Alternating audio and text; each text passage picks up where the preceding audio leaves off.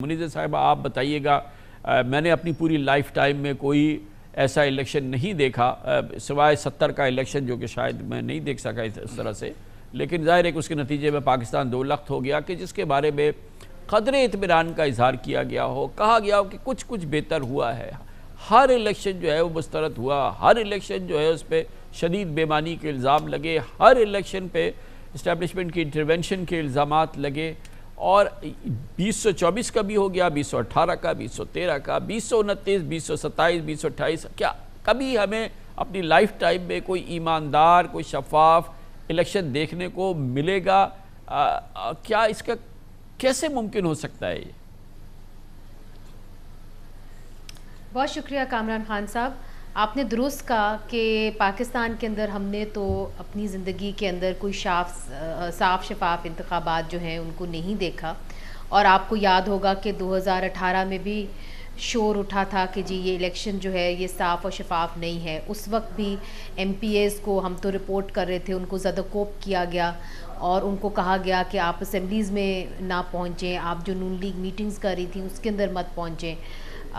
तो हमने ये बार बार देखा है कि पाकिस्तान के अंदर पहले एक पार्टी को लेवल प्लेइंग फील्ड से जो है वो महरूम किया जाता है, तो कभी दूसरी पार्टी को किया जाता है, और ये साइकिल जो है ये कंटिन्यू कर रहा है। मगर इस साइकिल का तोड़ यही है कि सियासी जमातें इकट्ठे मिल के बात करें, और ये उम्मीद की जा रही थी कि जो ऑपरेशन जिसका ये इशारा देते हैं कि वो ऑपरेशन है भी कि नहीं है, अभी इसके ऊपर भी अभाम है, मगर कि उस ऑपरेशन के नतीजे के अंदर एक ऑल पार्टीज़ कॉन्फ्रेंस बुलाई जाएगी, जिसके ऊपर इमरान खान साहब भी रजामंद हो गए थे कि जी ऑल पार्टीज़ कॉन्फ्रेंस में पाकिस्तान तहरीक इंसाफ शिरकत करेगी। उसके बाद वो बात जो है वो गुम ही कहीं हो गई। अगर सियासतदान इकट्ठे मिल के बैठ जाएँ तो मेरा ये ख्याल है कि वो अपने मसाइल का हल ढूँढ सकते हैं, मगर कोई ऐसे अनासर ज़रूर हैं इस सिस्टम के अंदर जो नहीं चाहते कि पॉलिटिशियंस जो हैं वो इकट्ठे मिलके बैठें, क्योंकि वो ये समझते हैं कि इस क्राइसिस के ज़रिए ही उनका जो काम है वो आसान हो सकता है। लेकिन अहमद बिलाल साहब आप फरमाइएगा कि ये क्यों ऐसा मुमकिन नहीं है, क्यों ऐसा तसव्वुर नहीं किया जा सकता कि एक इलेक्शन, फेयर इलेक्शन जो है वो मुमकिन है? क्यों क्या तमाम सियासी जमातें इस बात पर कायल हैं कि उन्हें शफाफ इलेक्शन नहीं चाहिए, उन्हें किसी तरफ से सपोर्ट चाहिए, उन्हें कोई एक गैर जमहूरी सपोर्ट चाहिए? आखिर क्या वजह है कि हमने कभी तसव्वुर भी नहीं किया कि हमें एक साफ शफाफ ईमानदार इलेक्शन हो सके जिसे हम जमहूरी इलेक्शन कह सकें? बहुत नवाजिश कामरान खान साहब। देखिए, दो बड़ी साफ वजूहात हैं इसकी मेरे दानिस्त में। पहली बात तो ये है कि हम जनरली, और हमारे तकरीबन तमाम सियासी रहनुमा सिवाय चंद इस्तिस्नात के, वहाँ जमहूरी कल्चर नहीं है। जिसको भी इख्तियार मिलता है वो अपने तौर पे चीज़ों को चलाना चाहता है, जमहूरियत की बुनियाद पे नहीं, अपनी विम्स की बुनियाद पे। तो 1977 के इलेक्शन में फ़ौज की मदाखलत नहीं थी, लेकिन 1977 का इलेक्शन भी इंतहाई रिग्ड इलेक्शन में शुमार होता है। तो इसका मतलब हुआ कि इलेक्शन की रिगिंग के ऊपर इस्टेब्लिशमेंट की इजारादारी नहीं है। लेकिन उसके बाद 1985 में बिल्कुल गैर जमाती इंतखाबात कराए इसलिए गए कि वहाँ पे पीपल्स पार्टी को इक़्तिदार में आने की किसी पॉसिबिलिटी से महरूम करना था। 1988 में एक बाकायदा पूरा एक नया इत्तेहाद बनाया गया पीपल्स पार्टी को हराने के लिए। 1990 में पैसे बांटे गए। कहने का मकसद यह है कि इस्टेब्लिशमेंट की इंतखाबात के मामले में मदाखलत के इतने वाज़े सबूत हैं, उनके अपने दिए हुए एफिडेविट मौजूद हैं कि वो मदाखलत करते हैं, वो तय कर लेते हैं कि किसको जीतना चाहिए और किसको हारना चाहिए, उसकी बुनियाद पे इलेक्शन होते हैं।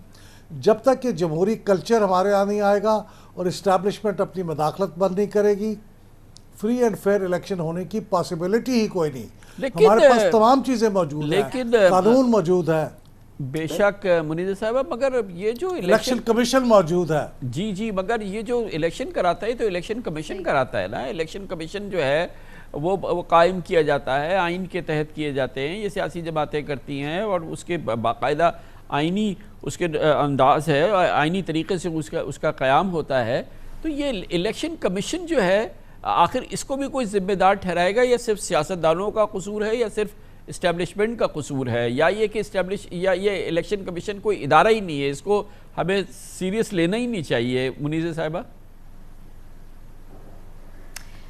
कामरान साहब, महमद बिलाल साहब जो बात कर रहे हैं मैं उनसे बिल्कुल मुत्तफ़िक हूँ, और मैं भी यही बात करूँगी कि देखिए हमने जो ये इलेक्शन अभी हाल ही में गुजरा है उसके अंदर हमने इलेक्शन कवर किया, 5 बजे तक तो सब कुछ ठीक था, मगर इंटरनेट जो बंद किया वो इलेक्शन कमीशन ने तो बंद नहीं किया।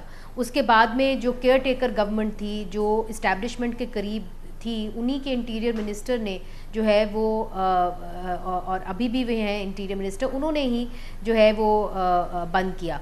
तो बात यह है कि जब आप इंटरनेट बंद कर देंगे और आपके फॉर्म 45, फॉर्म 47 अपलोड नहीं हो सकेंगे, तो फिर इलेक्शन जो है वो तो आपने एक तरीके से कैप्चर तो कर लिया है। अब आप 2018 के इलेक्शंस के ऊपर आ जाएं, 2018 के इलेक्शंस के ऊपर भी अगर आप लोगों को गायब कर देंगे तो उसके अंदर इलेक्शन कमीशन का तो अमल दखल नहीं है।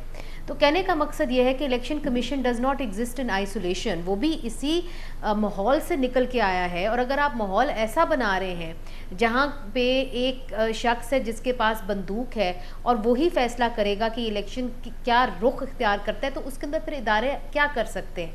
मेरा ये ख्याल है कि पाकिस्तान के अंदर बहुत ज़्यादा कैपेसिटी है कि वो अपनी सिमत दुरुस्त करे, कि वो वाकई में एक यकीनी जमहूरियत बन सके। और यहाँ पे जो पॉलिटिशियंस हैं वो सब जो हैं वो एक तरह से they have walked on fire and they have been made to walk on fire, और वो अब इस नतीजे पे पहुंच गए हैं कि एक नेगेटिव फोर्स है पाकिस्तान के अंदर जो नहीं चाहती कि यकीनी जमहूरियत हो।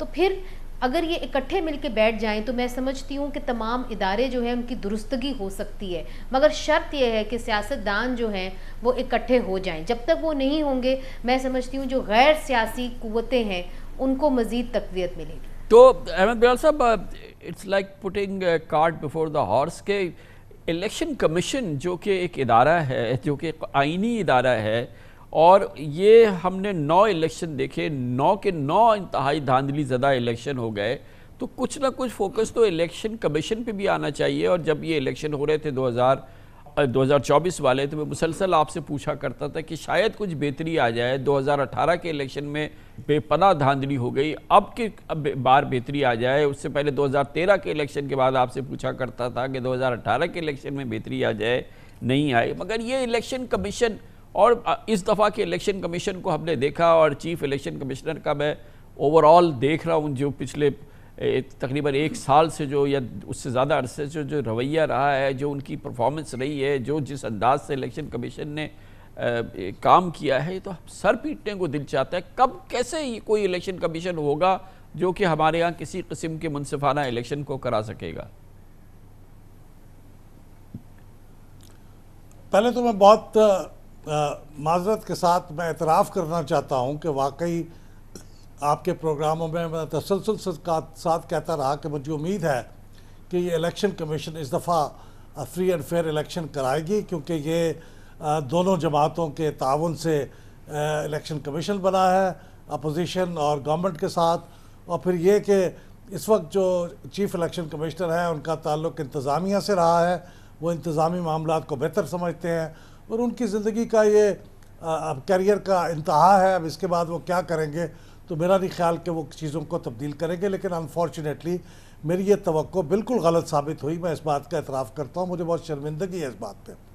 लेकिन जो अहम बात है, आप देखिए कि हमारे यहाँ एक ऐसी प्रोविज़न है कानून के अंदर और आइन के अंदर, जिसके अंदर चीफ इलेक्शन कमिश्नर और इलेक्शन कमीशन के मेंबर्स का तकर्रुर हिज़्ब इख्तिलाफ़ और हिज़्ब इख्तितार दोनों के बाहमी इत्तफ़ाक़ राय से होता है। ये एक ऐसी चीज़ है जो हिंदुस्तान के अंदर भी नहीं हो पाई, लेकिन वो कैसे सबोटैज होती है उससे आप अंदाज़ा लगा सकते हैं कि इलेक्शन कमीशन के ऊपर जिम्मेदारी कितनी है और इस्टेब्लिशमेंट पे कितनी है। जब ये तकर्रुर हो रहा था चीफ इलेक्शन कमिश्नर साहब का, तो इसकी तजवीज़ इमरान खान साहब ने दी थी और PMLN ने उसके साथ कुछ बहस व तमीज़ के बाद एग्री किया था। तो ये एक मुतफ़िक़ा चीफ इलेक्शन कमीशन का तकर्रुर हुआ था। लेकिन इमरान खान साहब ने जब बाद में उनके ऊपर तनकीद करनी शुरू की तो उनसे सवाल पूछा गया कि ये तो आपकी तजवीज़ थी। तो उन्होंने कहा मुझे तो उस वक्त के chief of army staff general Bajwa ने तजवीज़ दी थी, तो मैंने उसको एक्सेप्ट करके नाम दे दिया। अगर हमारे सियासतदान इसी तरीके के साथ आइन और कानून के साथ मजाक करेंगे और इसी तरह से तजावीज़ को आगे बढ़ाएंगे तो फिर हमारा क्या अंजाम होगा और मुस्तकबिल में हम क्या तवक्को रख सकते हैं। तो इलेक्शन कमीशन पे इल्ज़ाम है, लेकिन वो सानवी है। मैं समझता हूँ जिनके पास ताकत है उनके ऊपर इल्ज़ाम प्राइमरी है। तो इसलिए अगर इलेक्शन कमीशन को इल्ज़ाम देना है तो फिर हमें उसको भी इल्ज़ाम देना चाहिए, लेकिन जिनके पास इलेक्शन कमीशन के पास ना अपनी को फोर्स है, ना उनको अपनी पुलिस है, ना उनको वो मुल्क का निज़ाम चलाते हैं, लिहाजा उनको एक महदूद तौर पर ही इल्ज़ाम मुर्द इल्ज़ाम ठहराया जा सकता है। लेकिन मेरी बड़ी ख्वाहिश है कि कोई चीफ इलेक्शन कमिश्नर ऐसा भी आए जो अपने मुस्तकबिल से बेनियाज होके, अपनी तब मफादात से बेनियाज होके जब उससे कहा जाए कि तुम ये करो तो वो इनकार कर दे, इस्तीफ़ा दे के घर चला जाए। लेकिन अनफॉर्चुनेटली ऐसा नहीं हुआ।